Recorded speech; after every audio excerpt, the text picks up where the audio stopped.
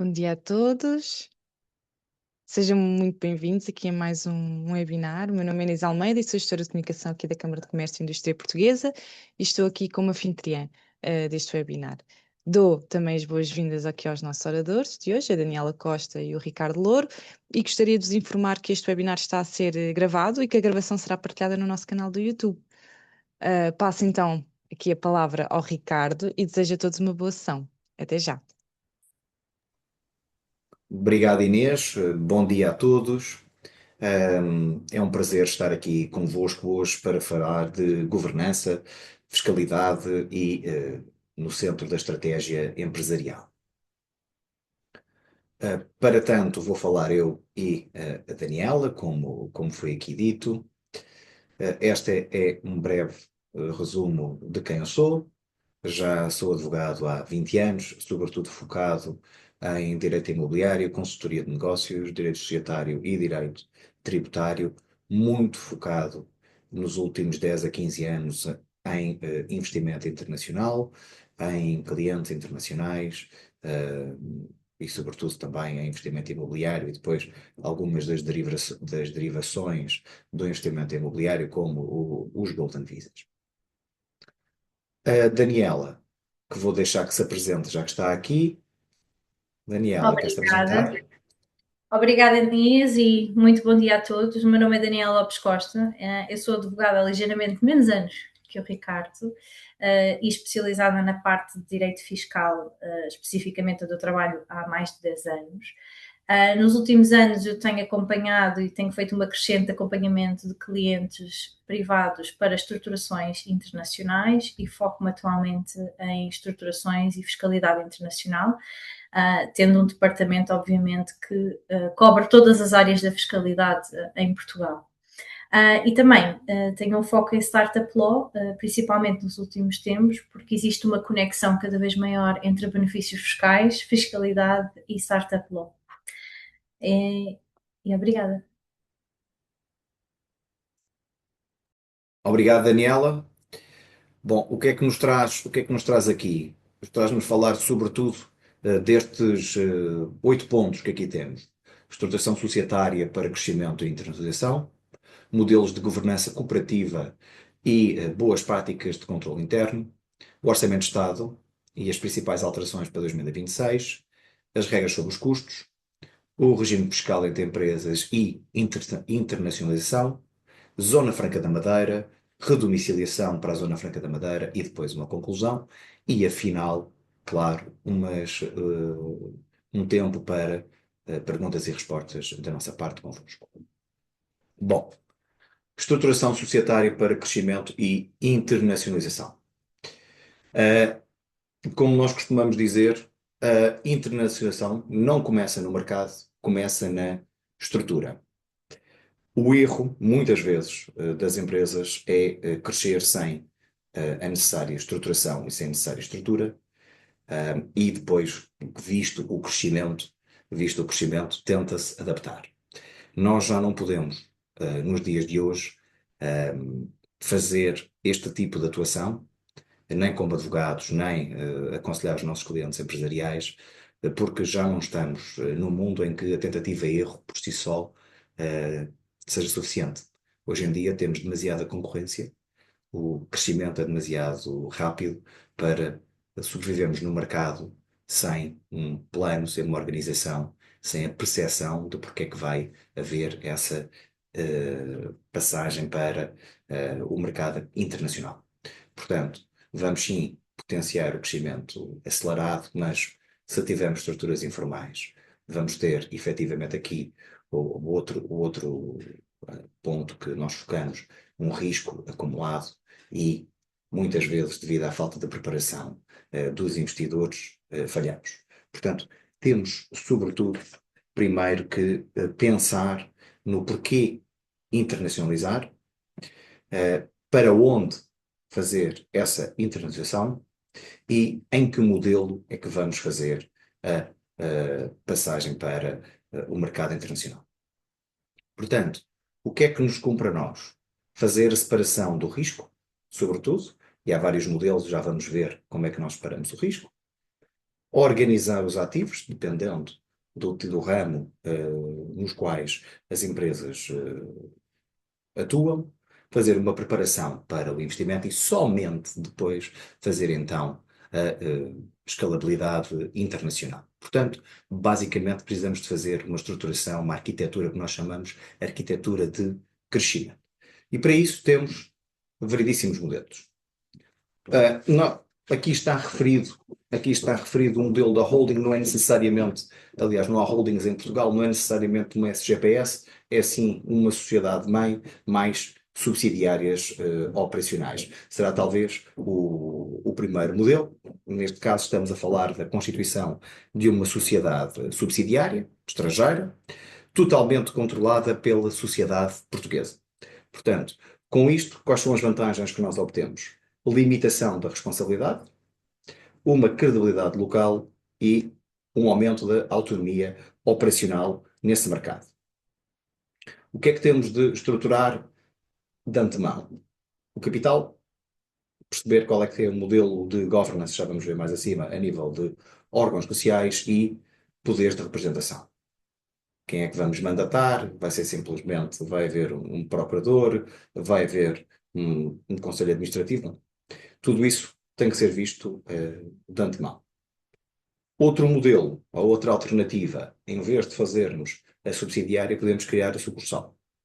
A sucursal não vai ter personalidade jurídica, portanto, é uma extensão da sociedade portuguesa que se vai caracterizar precisamente pela tal ausência da personalidade jurídica, o que transfere tudo para a sociedade-mãe.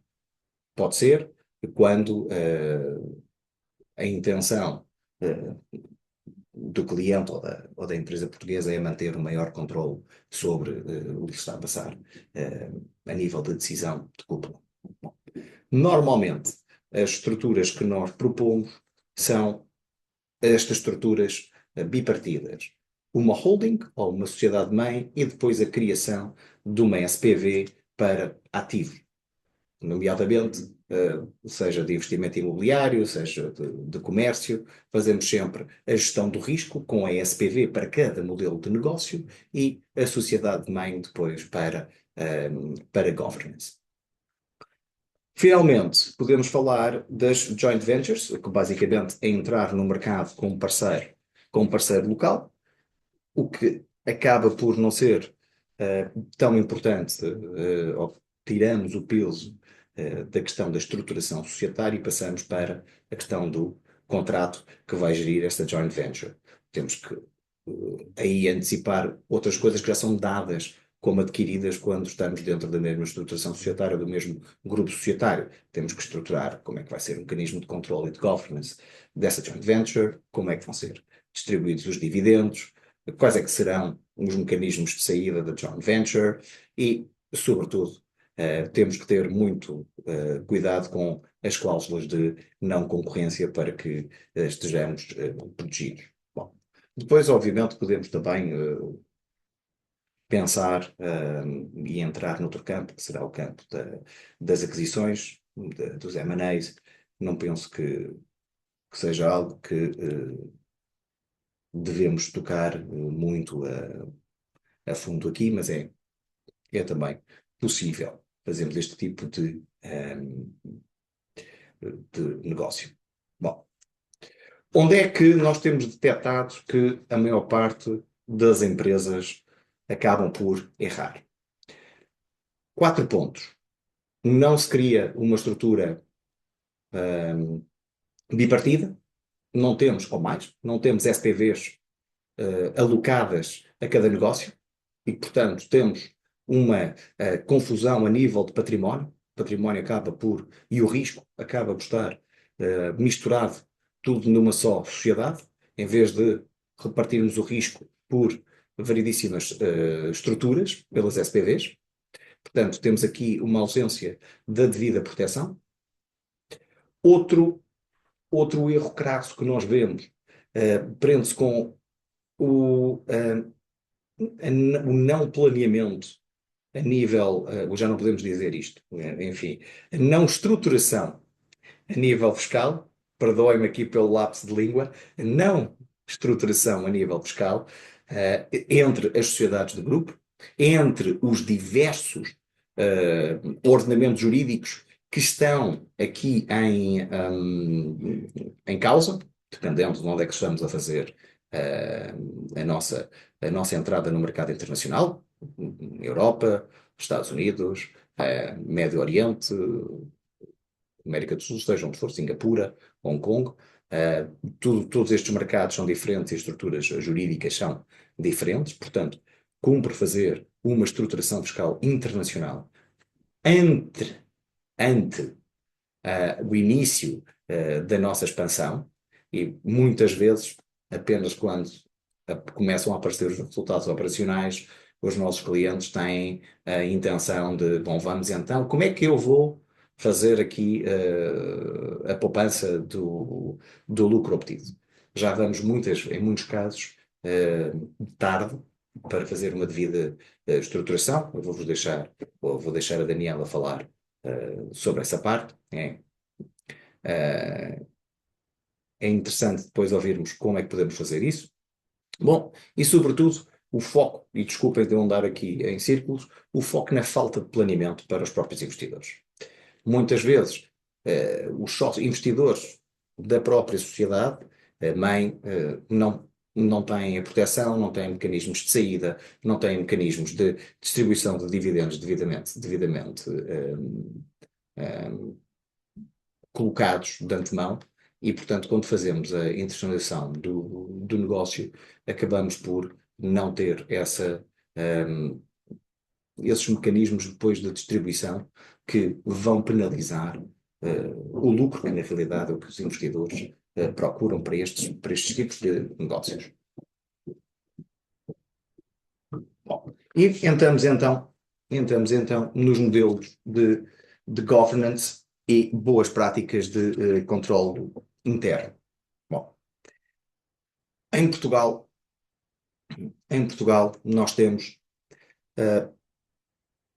alguns modelos de governance, tradicionalmente dois. O mais tradicional será o modelo do gerente ou do administrador único e conselho de administração, portanto, basicamente um órgão executivo, e, no caso das sociedades anónimas, depois um conselho fiscal ou fiscal único. Nas sociedades por cotas não existe essa necessidade, portanto ficamos apenas pelo técnico oficial de contas. Este será um modelo mais tradicional e um modelo em que a maior parte das sociedades portuguesas opera. É uma estrutura simples, é uma estrutura, diria eu, prática e muito adequada para microempresas, PMEs e para todo o tipo de sociedades familiares. Obviamente que não é uma estrutura sofisticada. Não pode ser simples e sofisticada ao mesmo tempo. É uma estrutura tradicional e um modelo clássico em Portugal. Temos também adotado ao longo das últimas décadas, diria eu, um modelo mais anglo-saxónico, em que temos um conselho de administração, onde temos já aqui membros executivos e advisory board, ou seja, membros não executivos. Temos uma parte executiva e uma parte de advisory ou conselho de supervisão, dependendo dos modelos. E aí já temos também uma comissão de auditoria.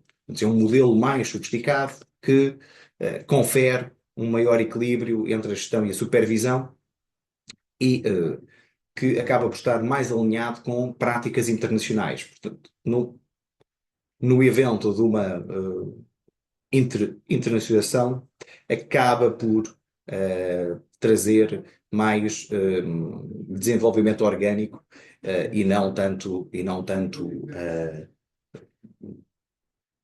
foco nas dificuldades que seriam depois o desenvolvimento através de um modelo mais simplista. Bom, quais é que são, aos dias de hoje, os maiores desafios? O que é que nós falamos? Falamos de governance em AI, por isso é que focamos aqui este ponto. Hoje em dia, o Governance AI é um novo pilar de risco, portanto, temos de ter cuidado com a responsabilidade, desculpem, a responsabilidade legal, número um. Número dois, o risco reputacional. É um caso muito, enfim, badalado que se passou com a Deloitte nos Estados Unidos, em que fazem um relatório inteiro com inteligência artificial, o qual tinha imprecisões legais e de consultoria. Portanto, temos que ter este cuidado extremo. Depois, temos de ter aqui, obviamente, uma estrutura de supervisão para regular esta questão da inteligência artificial. Bom, temos também que pegar nesta tendência internacional que é o ambiente, o social e o governance, que é o ESG. Basicamente, todas as empresas neste momento estão a adotar estes critérios de,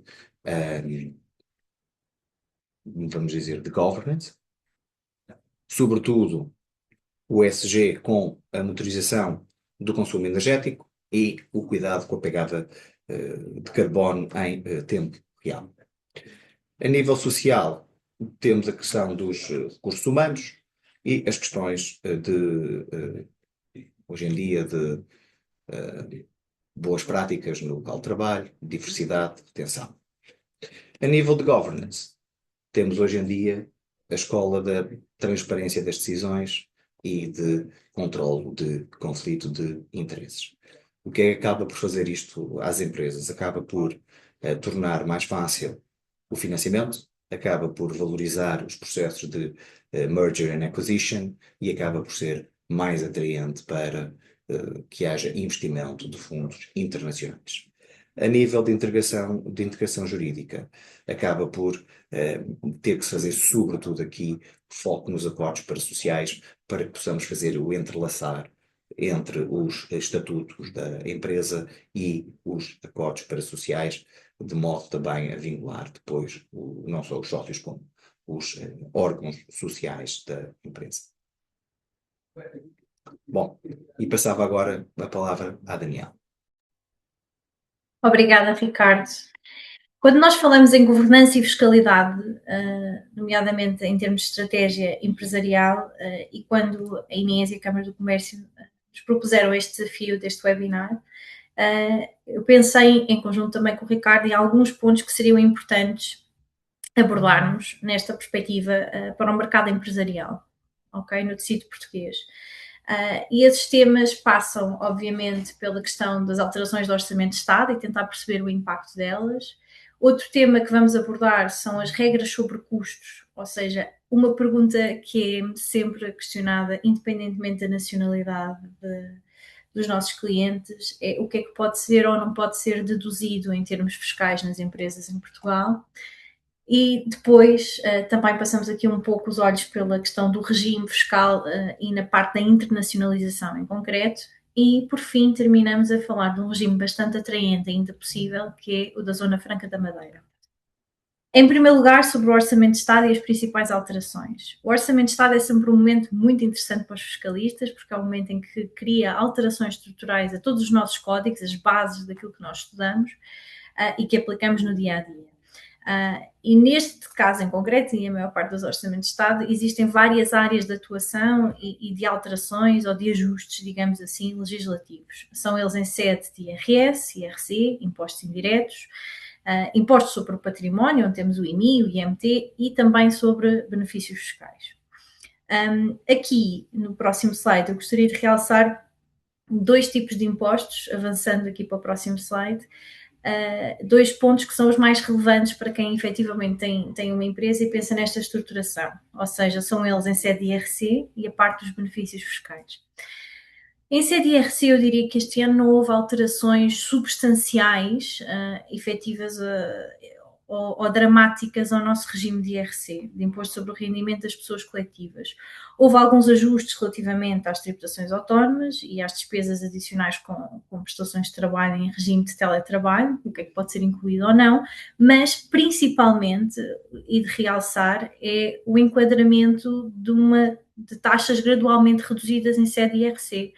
Portanto, para as PMEs até aos 50 mil euros temos então fixado os 15%, que é uma taxa bastante atraente e que também se conecta aqui com o pilar 2. E depois temos também a taxa atualmente acima desse valor e para as empresas normais de 19% e que gradualmente vai reduzir, nomeadamente em 2027 para 18%. Comparando o panorama geral de outras taxas de IRC noutros países, Portugal começa a ser bastante atraente, finalmente, em sede de IRC. Claro que as taxas efetivas são um pouco diferentes, porque temos outras subtaxas que podem ser adicionadas e derramas sobre estes valores, mas se pensarmos no cômputo geral, é uma taxa bastante atraente e acho que mostra aqui uma tendência de atrair as empresas a fixarem-se cada vez mais em Portugal. Na parte dos benefícios fiscais, ora, efetivamente houve algumas alterações, mas eu gostaria de destacar uma em concreto. O regime fiscal aplicável às entidades licenciadas na Zona Franca da Madeira, que vamos falar um pouco mais à frente, estava previsto o seu fim e foi decidido que existiria uma extensão deste regime até 2033. Ou seja, as empresas que até ao final deste ano, até 31 de dezembro de 2026, tenham o seu licenciamento e cumpram os requisitos, ainda podem beneficiar deste regime, que já vamos falar um pouco mais à frente, que se torna bastante atrativo, nomeadamente com uma redução da taxa de IRC para 5%, ou em alguns casos uma taxa efetiva de 50% menor, ou seja, de 2,5%. Estas são as principais alterações do Orçamento de Estado. Foram feitos outros pacotes e outras medidas propostas pelo Governo e que, entretanto, também pode vir a legislar, nomeadamente na parte da habitação, mas eu diria que estes são os pontos mais importantes a destacar nas alterações do Orçamento de Estado para 2026. No próximo slide, então, vamos agora abordar outros temas, que são as regras sobre os custos. Um dos temas mais sensíveis, como já referi, é sempre a dedutibilidade dos custos para sede IRC. Eu tenho uma empresa, esta empresa desenvolve a sua atividade normal, ou tem uma fábrica, ou é uma prestação de serviços, independentemente do regime, existem sempre custos associados à empresa. E o que se pretende clarificar aqui neste webinar convosco também é o que é que pode ou não pode ser deduzido. Claro que não podemos elencar todos os exemplos, mas podemos falar sobre o que é que faz sentido e qual é que é a lógica e o racional do legislador para aceitar ou não aceitar estes custos para efeitos de IRC. Eu acho que existem alguns princípios basilares à volta dos custos dedutíveis em sede IRC e o primeiro deles é a ligação à atividade, ou seja, eu preciso de ter um custo que seja conectado com a atividade que a minha empresa desenvolve legalmente, com o seu objeto social e que materialmente vai desenvolvendo. Portanto, não me faz sentido eu ter uma empresa que vende canetas e ter um custo associado a outra coisa completamente distinta. Portanto, e tem que haver sempre este elo de ligação entre a atividade que eu desenvolvo e o custo. Se eu tenho uma empresa que tem imóveis para arrendamento e compro um candeeiro, se calhar fará sentido, não é? Mas se eu comprar um candeeiro para uma empresa e não sendo para a sede, que não esteja associada e é outra empresa de outra natureza, já não fará tanto sentido. Portanto, em primeiro lugar, é necessário percebermos que a empresa tem uma autonomia distinta de nós, não é uma extensão de nós mesmos. Eu acho que isto é um dos principais erros das empresas portuguesas, é verem sempre as empresas como uma extensão pessoal de si, e isto aplica-se normalmente aos custos. Eu vou almoçar fora, deduzo os custos que tenho com esse almoço, ou quero deduzir os custos que tenho com esse almoço. Eu compro um carro, quero deduzir os custos. E em muitos dos casos é possível efetivamente fazer essa utilização, desde que existe este racional económico ligado então à atividade. Depois, temos que ter a noção de que a documentação é muito importante. Portanto, já existem regimes que nos permitem organizar e aplicações que nos permitem organizar cada vez mais a documentação associada às despesas da empresa, mas a ideia de entregarmos ao contabilista as faturas continua a ser importante, independentemente do meio pelo qual o façamos. Portanto, a comprovação documental é outro ponto muito importante. É necessário que se eu tenho uma despesa, se eu tenho uma saída, vamos imaginar, da conta bancária de um valor de 10 euros, eu tenho que ter uma fatura de 10 euros. E essa fatura tem que ter uma ligação económica à atividade e tem que ter uma justificação. Este é o princípio. E essa fatura, obviamente, tem que ser bem emitida, ok? Até para evitarmos aqui situações de tributações autónomas, nomeadamente despesas não documentadas, que é uma consequência da não utilização devida dos custos e do dinheiro da própria sociedade. Depois, a realidade efetiva do gasto, ou seja, eu tenho que ter uma razão económica e real ligada àquele gasto, não pode ser um gasto fictício e que tem novamente que estar ligado à atividade. Portanto, não podemos ficcionar gastos com terceiros, simplesmente para deduzir esse custo, porque o custo não só tem que estar ligado à atividade, como tem que ser efetivamente real. Isto acontece muitas vezes, por exemplo, faturações entre empresas de grupo, sem haver uma substância económica da operação. E realmente isto é algo que se deve ter atenção e que a autoridade tributária está cada vez mais atenta também. Depois, o ónus da prova. Aqui neste caso, na prova documental, inicialmente, digamos assim, o comprovativo documental, o ónus da prova está no contribuinte. Claro que a contabilidade presume-se como verdadeira, isto é um ótimo princípio, mas, no entanto, o ónus da prova está no contribuinte em justificar cabalmente que eu tive uma despesa que está ligada à atividade, que está comprovada documentalmente e que tem uma realidade efetiva. O cômputo geral disto é efetivamente termos a ideia de que a empresa é uma entidade jurídica distinta dos sócios e a sua utilização deve ser de acordo com a sua existência. Uma empresa inicia e tem uma natureza e tem uma atividade e nós devemos respeitar essa atividade no exercício e do proveito, mas também na dedutibilidade dos custos para efeitos de IRC. Esta razoabilidade económica evita inspeções tributárias que logrem algum tipo de correção, nomeadamente à matéria coletável. Sendo organizada de início, permite uma evolução e um escalonamento da própria empresa de uma forma muito mais estruturada e limita, obviamente, o risco. Portanto, se eventualmente um dia a minha empresa pode ser comprada por outro grupo empresarial, vamos imaginar, ou por um terceiro, se eu tiver uma higiene da detutibilidade dos meus custos, a minha empresa torna-se, obviamente, muito mais atraente. Porquê? Porque está a ser feita uma utilização profissional da mesma. No próximo slide, nós vamos verificar aqui alguns erros que normalmente ocorrem de forma prática sobre a dedutibilidade destes custos. Os custos, muitas vezes, os erros mais frequentes estão relacionados com custos que não têm qualquer nexo com a atividade. O exemplo do almoço é um ótimo exemplo. Eu vou almoçar com um amigo meu e deduzo este custo. Nós temos que garantir, e isto é uma boa prática, que existe uma ligação direta ao negócio que justifica aquele racional económico. Portanto, se eu for almoçar com esse meu amigo, que por sua vez é um potencial cliente que até acaba por fechar negócio comigo e eu paguei-lhe o almoço, aí já podemos estar perante uma despesa que eventualmente pode ser deduzida porque tem um racional económico. Portanto, eu despendo dinheiro para fazer dinheiro. Esta é a lógica. Ou potencialmente fazer dinheiro, mas esta noção de racional tem que existir, este racional económico. O segundo erro, já falámos sobre isso, é a falta de documentação adequada. Portanto, as faturas têm que ser entregues, já existem plataformas fantásticas no mercado português que permitem digitalizarmos com o telemóvel, assim que possível, qualquer tipo de despesa que se tenha, portanto, a documentação adequada é essencial.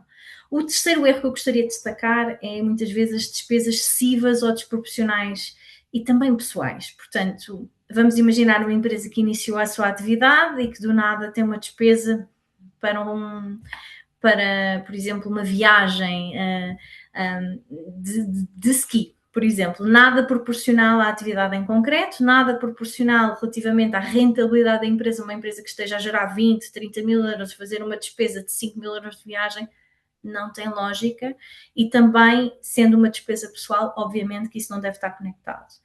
A boa prática é assegurar esta proporcionalidade, portanto, é termos alguma higiene de dedutibilidade de custos e alguma coerência. Se eu tenho uma empresa em fase de crescimento, as despesas que eu vou fazer nessa empresa têm que ser adequadas à rentabilidade que eu estou a proporcionar ou à rentabilidade que eu eventualmente vou ter. Isto é aqui um bocadinho uma zona cinzenta, mas tem que obviamente haver esta ligação e razoabilidade. Depois, a própria dimensão da empresa também tem que ser tida em consideração, obviamente, e isso é sempre uma boa prática, e não incluir despesas pessoais de qualquer forma. Claro que, vamos dizer, se temos um funcionário que tem um carro, ou temos um gerente que tem um carro de pool e que é utilizado no âmbito da atividade, muito bem, pode ser, tem que se ver eventualmente a forma dessa utilização, até para efeitos de imputação em sede de IRS, mas tem que haver sempre aqui alguma coerência e um bom senso nesta utilização. Depois existe muitas vezes esta confusão entre o custo contabilístico e o custo fiscal, ok? E é importante nós sabermos o que é que entra como custo contabilístico, mas depois, por sua vez, não entra como custo fiscal. E fazer esta distinção, tendo um contacto muito permanente e um bom contabilista do vosso lado e, eventualmente, o advogado de direito fiscal, é sempre importante. Os custos registados no período errado. Isto acontece muitas vezes no final do ano ou no início do ano. O nosso período fiscal é muito, muito fácil, porque é igual ao nosso período civil, não é? De janeiro a dezembro. E muitas vezes, quando nós estamos em janeiro, estamos a faturar operações que são referentes ainda ao ano anterior. Portanto, é muito importante, quando isso acontece, identificar-se em concreto o período fiscal a que se refere, para não se presumir que aquilo que estamos a fazer na realidade é retirar ou imputar custo num período que nos interessa mais, ou a pôr rendimento, digamos assim, no ano seguinte, para não afetar, obviamente, o impacto da sede IRC. Portanto, a documentação, por um lado, mas o custo registado no período certo também. Uma forma e uma boa prática que eu gostaria de sugerir é, dependendo, obviamente, da natureza, tentar haver um género de codificação sobre as faturas, e isto aplicando essa codificação. Criando esse procedimento desde o início, lá está, permite um crescimento muito mais sustentável da empresa, e quando a empresa está a gerar ou tem operações mais de risco ou que são mais assinaladas para efeitos de inspeção tributária, ou tem o azar de ter uma inspeção tributária, os sócios podem estar um pouco mais relaxados, porque efetivamente o procedimento está a ser aplicado e é muito fácil comprovar rapidamente à autoridade tributária tudo o que se passa e que está conforme a lei. Eu diria que estas são as regras principais sobre custos que eu gostaria de realçar, e acho que são importantes ter-se em conta para um crescimento sustentável de uma empresa. No próximo slide, nós vamos falar sobre, aqui um pouco conectado com as questões da internacionalização que o Ricardo me disse. Portanto, falámos já do Orçamento de Estado, das principais pequenas alterações importantes. Depois passámos às regras sobre custos, a minha empresa portuguesa a ser gerida de uma boa forma, e evitando aqui os principais erros. E se eu pensar em internacionalizar a minha empresa, que impacto é que isto tem em sede de IRC, que impacto é que isto tem em termos fiscais para mim, para os sócios, eventuais investidores e na própria estrutura. A internacionalização é um passo muitas vezes evitado pelas empresas portuguesas, mas que poderá fazer muito sentido, seja por uma questão de expansão de mercado, seja por vários motivos comerciais que estejam associados, mas é muito importante ter-se atenção que a internacionalização da empresa não pode, em primeiro lugar, estar conectada com qualquer tipo de regime fiscal. Tem que ter uma razão económica para essa internacionalização, não é? E a atração do imposto no país em concreto para onde se vai internacionalizar. A estrutura e a relação entre as empresas, eu diria que é o primeiro ponto. Portanto, a partir do momento em que nós sabemos que uma empresa vai internacionalizar, eventualmente por uma série de jurisdições possíveis, propostas pelo cliente, nós temos sempre que analisar como é que vai ser o fluxo monetário entre essas empresas, como é que vai ser o fluxo de investimento para a constituição dessas empresas, e assim que se gerar rendimento, como é que vai ser, se vamos ter uma empresa-mãe em Portugal ou uma empresa-mãe no estrangeiro, e como é que são conectadas. E essa estruturação e a conexão entre as próprias é o principal ponto mais relevante, onde nós vamos olhar de forma mais destacada para as regras fiscais aplicáveis, seja em questão de preços de transferência, temos que saber se existe alguma relação especial entre estas empresas e algum regime fiscal além do normal que seja aplicável, nomeadamente em termos de preços de transferências. É nestas jurisdições onde vamos a partir do momento em que saímos da escala de Portugal, entramos aqui no direito internacional e temos que ver, obviamente, as convenções para evitar a dupla tributação entre cada um dos países. Portugal é dos países que tem mais convenções de dupla tributação e amplamente utilizadas e temos uma boa estruturação internacional nesse sentido. Portanto, é uma questão de verificarmos quais é que são as regras aplicáveis entre a empresa em Portugal e a empresa no estrangeiro, e a convenção é o que nos vai ajudar nesse facto.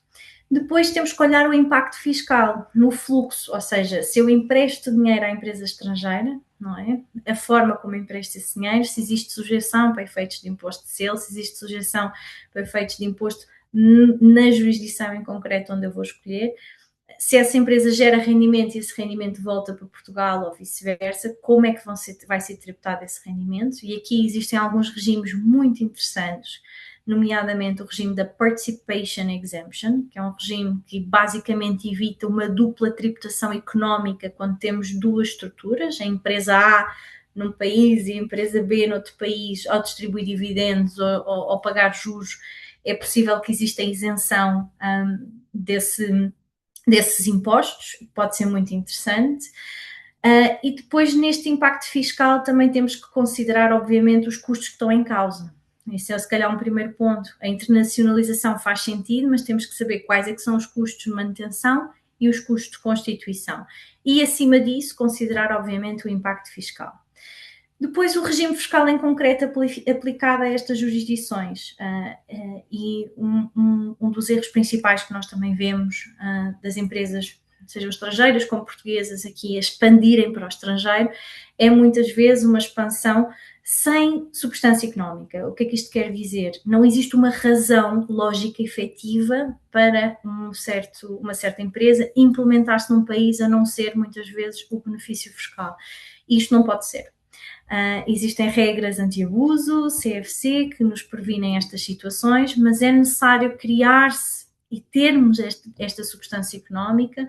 Existem mecanismos fáceis de evitar aqui em termos de contingências, estarmos adequados ao mercado em concreto onde escolhemos essa jurisdição é um deles, termos trabalhadores locais é outra forma, operações económicas que façam sentido e uma conexão a essa jurisdição, sem dúvida, e clientes locais, mas é muito importante termos sempre em consideração esta substância económica, não só entre as operações, mas na constituição e redomiciliação da empresa ou, eventualmente, na expansão e internacionalização da empresa.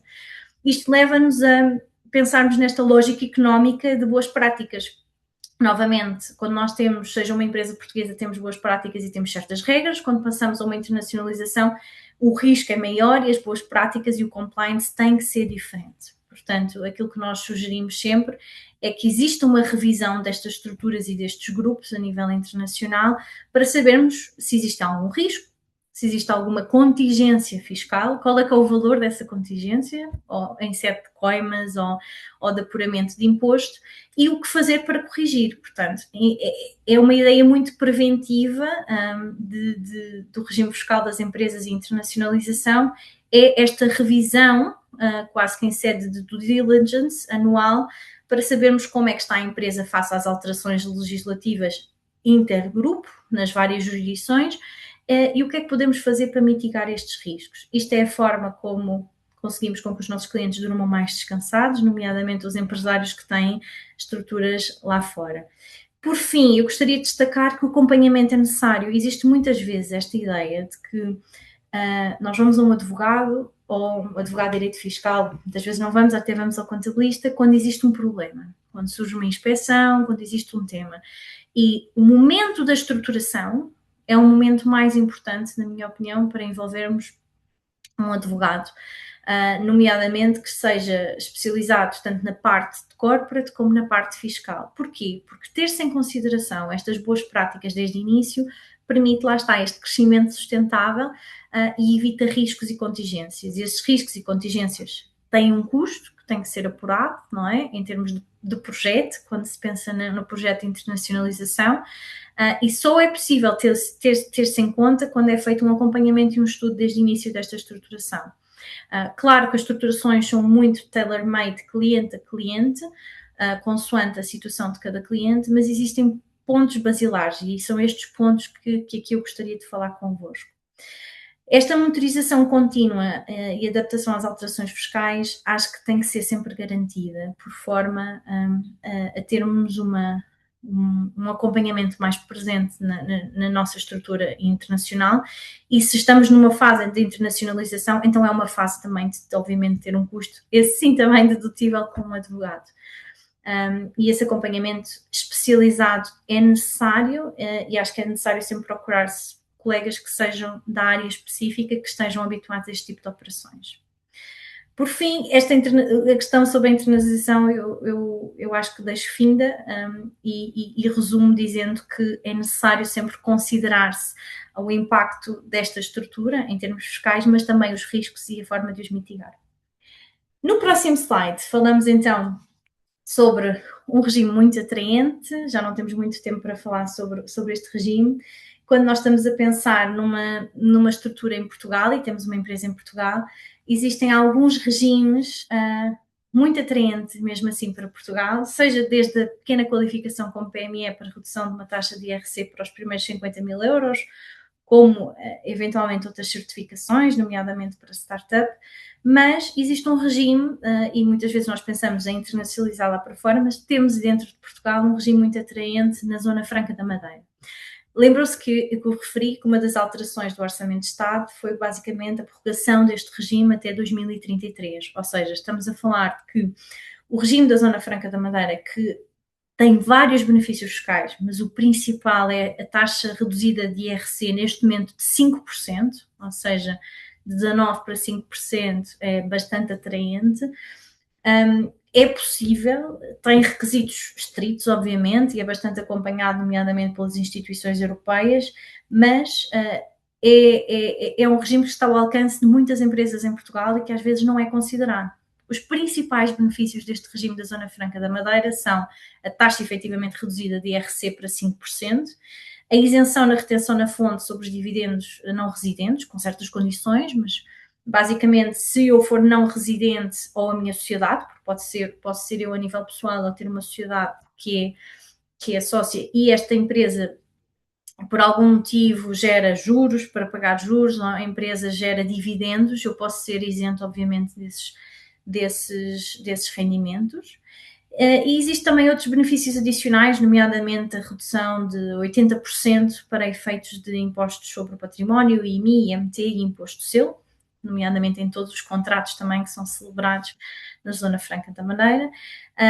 Temos também, obviamente, o acesso à rede de convenções de dupla tributação em Portugal, que, como já falámos, é bastante atraente e permite também outro nível de estruturação fiscal, e a aplicação das diretivas, obviamente, da União Europeia.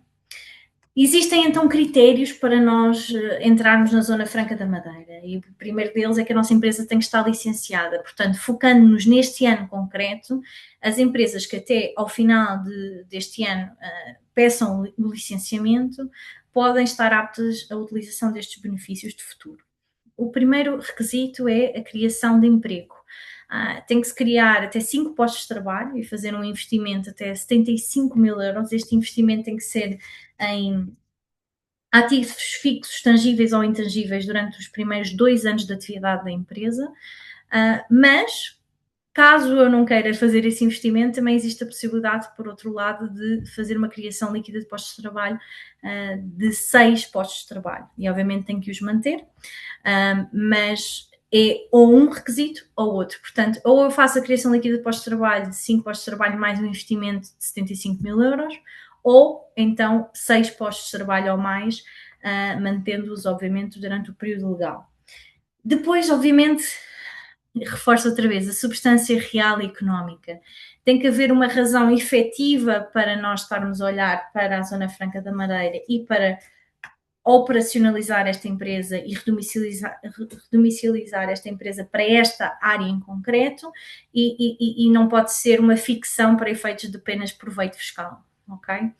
A atividade deve ser efetivamente exercida na região da Madeira, Portanto, as atividades que aqui estão em causa são as indústrias transformadoras, por exemplo, a produção e distribuição de eletricidade e gás, transportes e comunicações, comércio por grosso, atividades imobiliárias e serviços de prestadores a empresas e atividades relacionadas com o ensino superior para adultos. Estas são algumas das atividades que aqui são possíveis desenvolver-se e obterem o licenciamento e, obviamente, os benefícios fiscais cumprindo os benefícios, os requisitos. Por outro lado, o licenciamento também é obviamente necessário, é um dos requisitos essenciais, e cumprir-se então o prazo. Este regime está até 2033, mas o importante é que se peça licenciamento até que se inicie este requisito de licenciamento até ao final do ano. No próximo slide, ainda continuando relativamente ao regime da Madeira, nós falamos então sobre a parte da redomiciliação efetiva da Zona Franca da Madeira, onde eu vou deixar então o Dr. Ricardo falar-vos um pouco sobre este regime e sobre como é que se pode fazer na prática, e muito obrigada a todos. Obrigado, Daniela.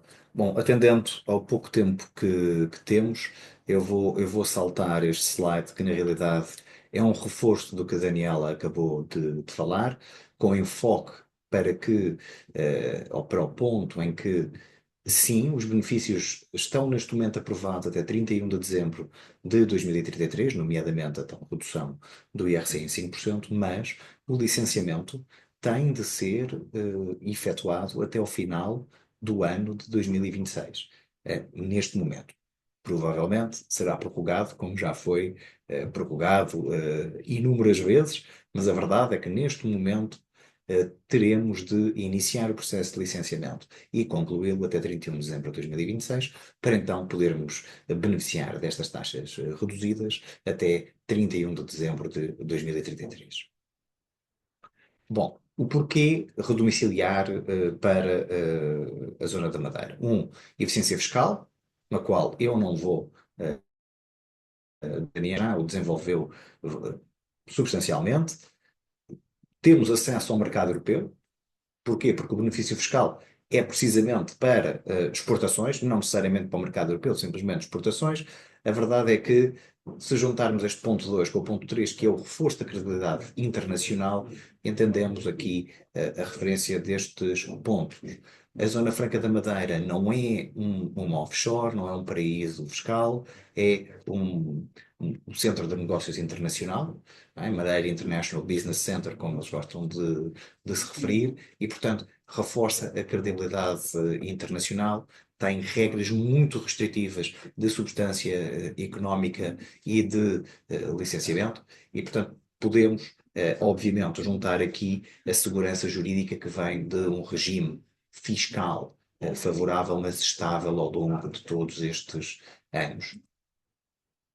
Bom, para fazermos o licenciamento, seja de uma criação de raiz, seja pela redomiciliação da empresa, temos de o fazer localmente, na Madeira, ou podemos fazer através dos meios, iniciar o processo através dos meios digitais ao nosso dispor, mas o fundamental é termos substância real na região, a tal criação dos postos de trabalho e, fundamental, nós termos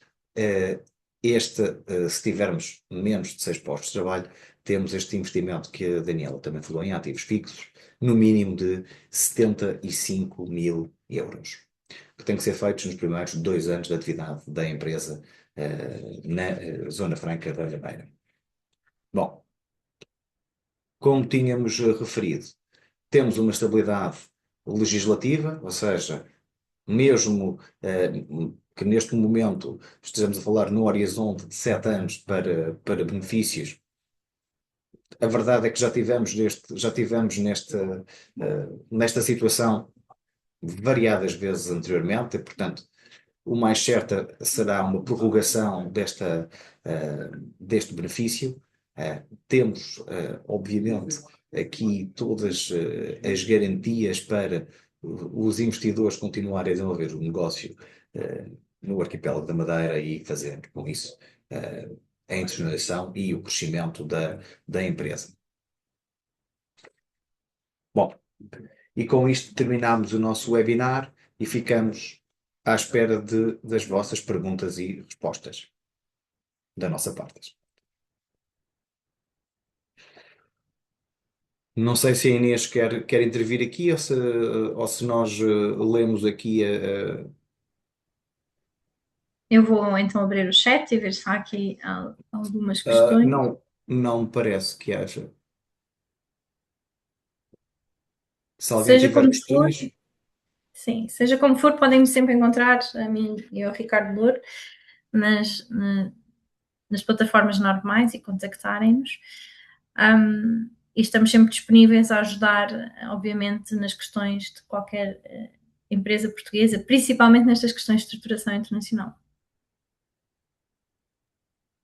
Daniela, desculpa, acho que há aqui uma pergunta do Vítor, não no chat, mas aqui no Q&A, na perguntas Ok? e Estava a ver mal. respostas aqui do Zoom. Não Já sei vou se... ver. no Ok. Q&A à direita. Agora também temos no chat, mas pronto, temos esta primeira do Vítor, se calhar para começar. Uma sociedade, uma empresa comercial que tem a sua sede atual no continente e que faz aquisições em Espanha e os produtos vão diretamente para os clientes em Portugal. Poderá constituir a sociedade na Zona Franca da Madeira? Pode ou pode redomiciliar, ok? Claro que aqui temos que ver um pouco caso a caso, mas parece-me que tem uma atividade concreta. Temos é que tentar perceber até que ponto é que esta atividade e estes clientes também estão na Madeira para criar aqui então esta conexão ao país. Mas, Vítor, mais do que disponível para de futuro discutirmos este tema em mais detalhe.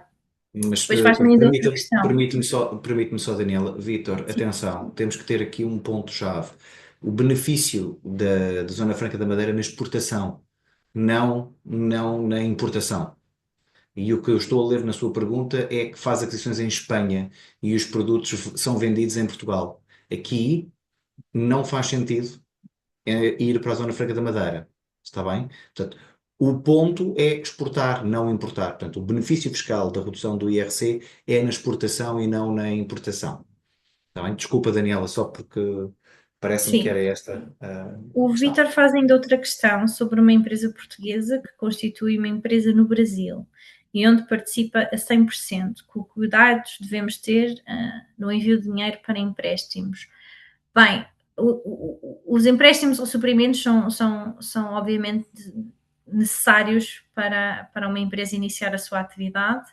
O primeiro princípio que eu diria é a própria documentação. Okay? Precisamos que efetivamente estes contratos entre as empresas estejam efetuados. O impacto fiscal que isto eventualmente vai ter na empresa no Brasil. E depois eu diria termos algum cuidado, tendo em conta as últimas alterações em termos fiscais no Brasil, qual é que é o impacto fiscal quando esta empresa eventualmente gerar rendimentos ou se tiver que pagar juros. Porque eu sei que houve alterações e nós temos vários clientes no Brasil e então eu diria termos alguma atenção, mas em primeiro lugar a documentação. Temos outra questão sobre a Tânia. Os benefícios são sempre nas exportações e não nas importações. Nas importações sabem as regras e porque a ideia seria importar para depois exportar. Pronto, eu acho que aqui o Ricardo já reforçou um pouco este tema. Eu diria que temos de ter em consideração também qual é que é a atividade em concreto. Nós já falámos em algumas atividades listadas, nomeadamente comércio de grosso, a educação para adultos, portanto, é um pouco caso a caso. A Sendo empresa. desculpa, Daniela, sendo que a importação é um custo à partida. Se estamos a fazer a importação, ou temos que pensar aqui na parte dos custos. eh, os benefícios aqui existem na parte das receitas, ou seja, porquê? Porque é uma redução da taxa de IRC e outros benefícios fiscais que a Daniela também aflorou. A verdade é que o que interessa é quem é que são os clientes das empresas e que tipo de atividade é que a empresa tem, sendo que, e volto a referir, os benefícios da Zona Franca da Madeira em específico são para exportações. Portanto, tem que ser o mercado, os serviços ou os produtos têm que ser para o mercado internacional e não para Portugal. Ainda nessa linha, o Vítor questiona-nos, ou melhor, clarifica que a empresa portuguesa vai adquirir imóveis através da empresa que constitui no estrangeiro.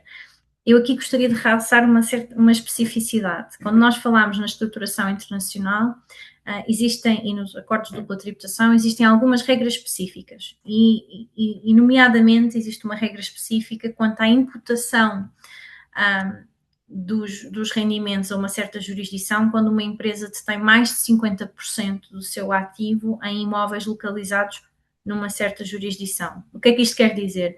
Que muitas vezes o investimento imobiliário atrai a tributação nesse próprio país. Portanto, aqui já não estaríamos tanto a olhar, obviamente, para a jurisdição portuguesa, mas um pouco mais para a jurisdição estrangeira onde esses imóveis estão localizados, dependendo, obviamente, da jurisdição. No Brasil, em concreto, nós temos parceiros também, onde trabalhamos em bastantes assuntos transfronteiriços com o Brasil, e tem sido cada vez mais comum a constituição de algum tipo de sociedades, especificamente para o desenvolvimento destes investimentos imobiliários. Depois, Ricardo, queres acrescentar alguma questão neste tema? Não, respondeste perfeitamente. Ou se calhar terminávamos agora as perguntas da Tânia, porque a Tânia está a pedir, a Tânia Gomes está a pedir para respondermos quais é que são as atividades que podem ter estes benefícios. Tu podes repetir, por favor, Daniela, quais é que são as Sim, atividades? temos indústrias transformadoras, ok? A produção e distribuição de eletricidade e gás, comércio por grosso, transportes e comunicações, atividades imobiliárias, aluguéis e serviços prestadores às empresas, ensino superior para adultos e outras atividades educativas, e ainda existe outras atividades e serviços coletivos que podem ser exercidos. À medida que este regime vai sendo estendido, as alterações legislativas ao mesmo também estão em causa. Portanto, é muito importante, lá está, termos este acompanhamento no licenciamento e na redomiciliação. Para cumprirmos o quê? Eu acho que em primeiro lugar é verificar se o enquadramento é possível, se os benefícios são possíveis e depois sim avançarmos para a parte da implementação e redomiciliar. Eu acho que isso é muito importante. O Vítor faz mais uma pergunta, o Vítor eu respondo muito simplesmente. Bem, programador informático, ou seja, um comissionista ou um prestador de serviços não é abrangido. O que neste caso tem que se fazer é se efetivamente houver a criação de uma sociedade comercial de direito português, licenciada e sediada na Zona Franca da Madeira, que tem efetivamente como atividade a venda de software ou prestação de serviços informáticos. Em abstrato, teremos que ver se inclui nesta regra ou na lista de atividades, a partir de assim, que estão abrangidas. Se os clientes são nos Estados Unidos, são clientes fora de Portugal e, portanto, beneficiaria da taxa reduzida. Em abstrato, obviamente, tem que ter atenção à questão do número de trabalhadores, à questão do valor de investimento mínimo nos ativos fixos nos primeiros 2 anos, mas em abstrato, sim, poderia. Eu gostaria ainda de realçar que, além dos benefícios que falámos, aqui na linha daquilo que estamos da resposta à Tânia, existe ainda uma extensão deste benefício, que é relativamente à zona franca industrial. As empresas que se localizem nesta zona franca industrial, que é uma zona específica dentro, obviamente, da Zona Franca da Madeira, podem ainda ter uma redução de 50% do IRC, portanto, ainda reduzir mais os 5% que falámos. Têm que cumprir alguns requisitos adicionais, nomeadamente relacionados então com esta modernização ou com a atividade na Madeira em concreto. Para além dos benefícios fiscais, existem alguns apoios públicos para processos de internacionalização empresarial. Eu sei que sim, nomeadamente nos programas de 2030 e também conectados com algumas startups, e sei que esses regimes existem. Alguns a fundo perdido, eu conheço mais os regimes das startups e outros que não são a fundo perdido. É uma questão de se tentar verificar sempre se esses apoios que vêm da União Europeia e que depois são implementados em Portugal por estas instituições estão em vigor e são aplicáveis em concreto à sua empresa, Diogo. Eu acho que terminamos as respostas. Eu julgo que sim. Temos aqui nas perguntas e respostas. uma pergunta do Hugo Esteves, em que diz: atualmente as nossas vendas para os mercados europeus ultrapassam os 50% e, e 45% para Portugal. Bom, pronto. Ahm, já são cálculos, o correspondente já são cálculos próprios que tem que fazer. Tudo depende de se tem substância, se conseguimos ter substância económica na madeira e se o volume de faturação em si lhe vai justificar todos os custos e acréscimo de compliance e redomiciliação, mão de obra, investimento ou investimento em ativos fixos, e atuação na madeira, para a questão de antes da percentagem, diz o Hugo. Não vi, eu peço desculpa, já cá em cima, ok. Sendo uma empresa de comércio por grosso e a retalho de pavimentos e máquinas de ginásio que exporta para a França e Espanha, podemos mudar-nos para a Zona Franca da Madeira. Daniela, está abrangido este tipo de atividade? Um, vamos lá ver, não é uma indústria transformadora, não é o comércio de grosso, não é transportes e comunicação. Teríamos que É, analisar um pouco mais no caso. é comércio por grosso e a retalho de pavimentos. Tem uma parte de grossos. Teríamos que analisar no caso concreto, mas estou bastante disponível a falarmos depois do webinar e analisarmos o seu caso em concreto. Pronto. Vamos ver se no Q&A há mais alguma pergunta.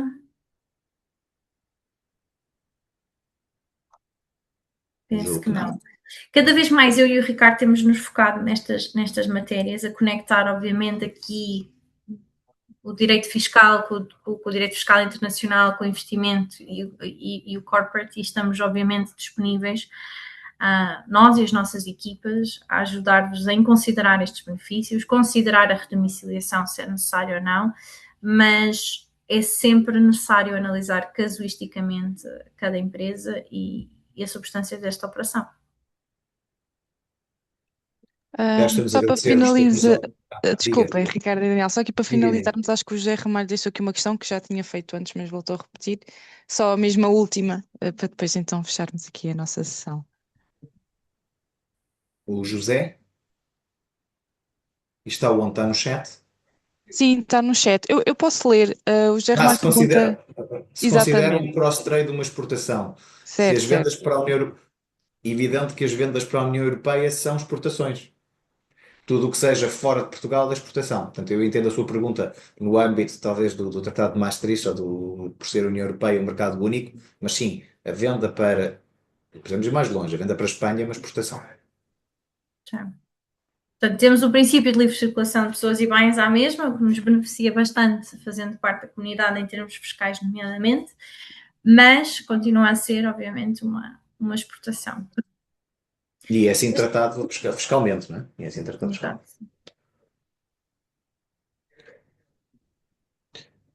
Exato. Pronto, acho que chegámos ao final. Ricardo Sim. e Daniela, confirmem. Pronto, muito obrigada a todos aqui que deixaram questões e que tornaram aqui esta sessão mais interativa. Como o Ricardo e a Daniela disse, eles têm aqui os contactos deles nas apresentações e se vocês precisarem de chegar diretamente deles, também nos podem enviar aqui e-mail para o marketing@ccip, que eu irei fazer esta ponte. Mas entretanto, pronto, chegamos realmente aqui ao fim do nosso webinar. Muito obrigada, Ricardo e Daniela, e muito obrigada a todos que estiveram connosco hoje.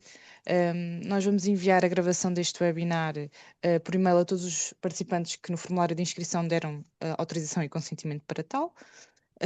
Caso queiram, de qualquer das maneiras, podem sempre enviar aqui e-mail para marketing@ccip.pt. Convido-vos a acompanhar outros webinars e iniciativas da CCIP, tanto no nosso website ou redes sociais, ou subscrevendo a nossa newsletter. E terminamos assim por hoje. Muito obrigada a todos e um resto de bom dia. Muito obrigada e um excelente dia a todos. Muito obrigado a todos, um bom dia.